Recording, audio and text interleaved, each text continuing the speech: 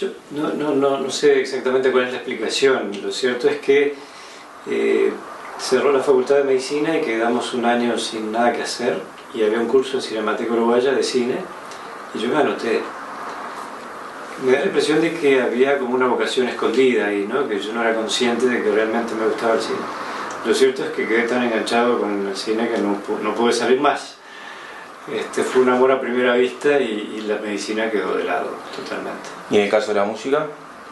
El caso de la música es otra vocación, pero ahí ya más frustrada, ¿no? Porque también siempre me gustó, estudié de chico algo de guitarra, después a partir de las clases con Coriún, en los cursos de cine de Cinemateca, tomamos clases con él, después en el Nemos, con Miguel Marozzi, pero claro, hubo un momento en que no tuve más remedio que decidir y decidir por el cine.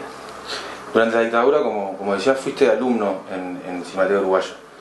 ¿Qué recordás de esos años? ¿Qué expectativas o intenciones tenía un estudiante de cine en aquel clima bastante especial que vivía Uruguay, además de que todavía no había un desarrollo del cine uruguayo?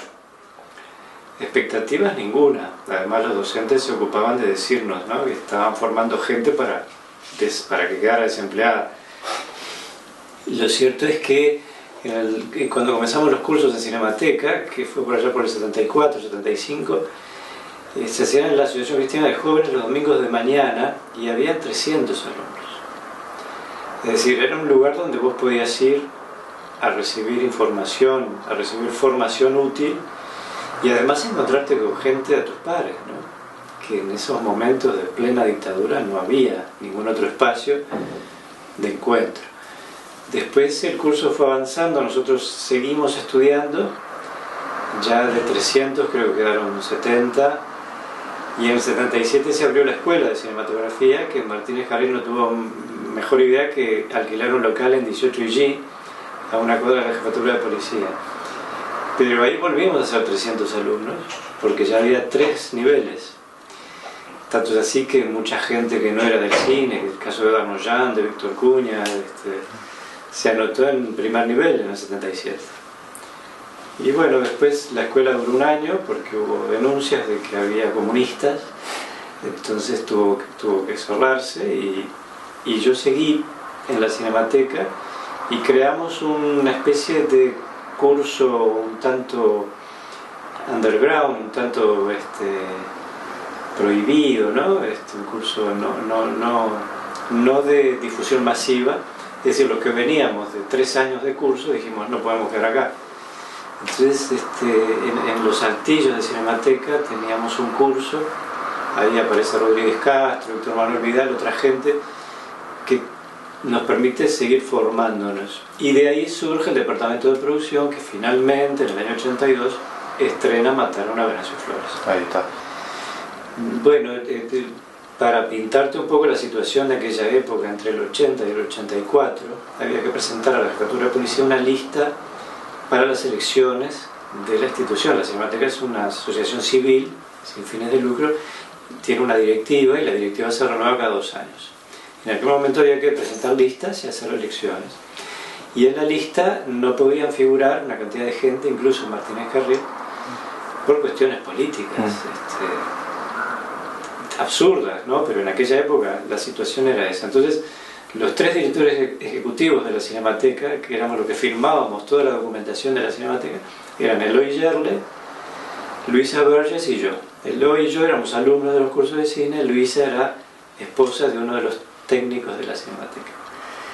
Entonces, durante esos 4 años, fueron 2 periodos que tuvimos que figurar como los directores de la institución, lo que teníamos que dar la cara cuando nos llamaban de inteligencia de la Marina para preguntarnos qué estábamos haciendo con eso de Venancio Flores. Y bueno, y de ahí pasamos cuando se terminó la dictadura, pasamos a ser funcionarios de la Cinemateca. Y en una época además de una vitalidad enorme, porque la Cinemateca en marzo, abril del 85 llegó a tener 19.000 socios. Es decir, no solo era un lugar donde reunirnos los que queríamos hacer cine, los que queríamos hacer alguna actividad cultural, sino toda la ciudadanía, sobre todo los jóvenes, encontraban en la Cinemateca un lugar donde juntarse, ver buenas películas, sentirse junto a sus iguales. Pero claro, con el correr del tiempo y de la democracia, la dinámica de la sociedad uruguaya cambió. Ya no había un solo lugar donde reunirse, sino que se abrió la sociedad y había una cantidad de lugares más. Entonces fueron quedando en la Cinemateca los que realmente se interesaban por el cine.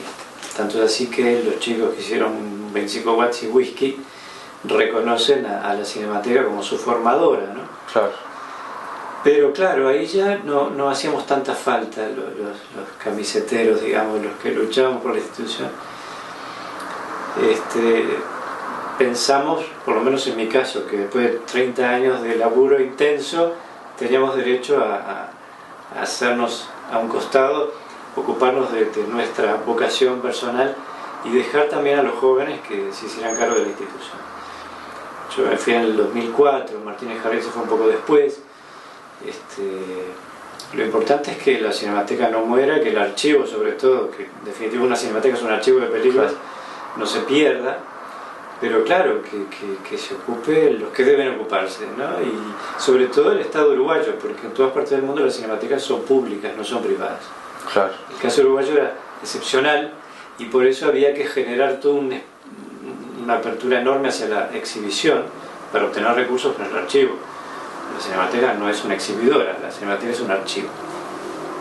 Era imposible hacer cine, no había cine en el Uruguay. Además, los pioneros del cine, que habían hecho cortometrajes antes, digamos, de esa etapa, estaban casi todos en el exterior, no vivían aquí.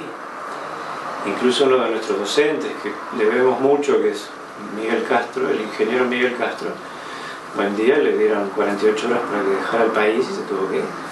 Entonces no se hacía nada.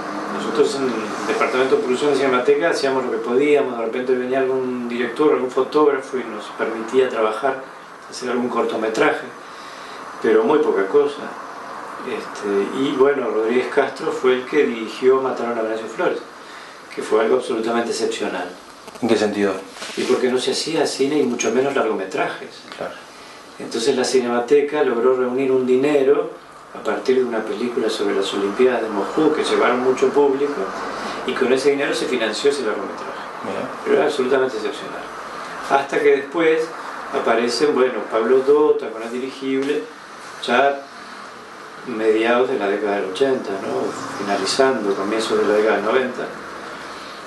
Y luego Beatriz Flores Silva, y ahí se empieza a generar una movida que termina en todo esto, que además coincide con la creación del FONA, es decir, con la televisión cable, claro, y con la creación de Ibermedia, ¿no? Que eso generó dos pequeños fondos, pero fueron los que movilizaron a todo un grupo de gente para hacer cine.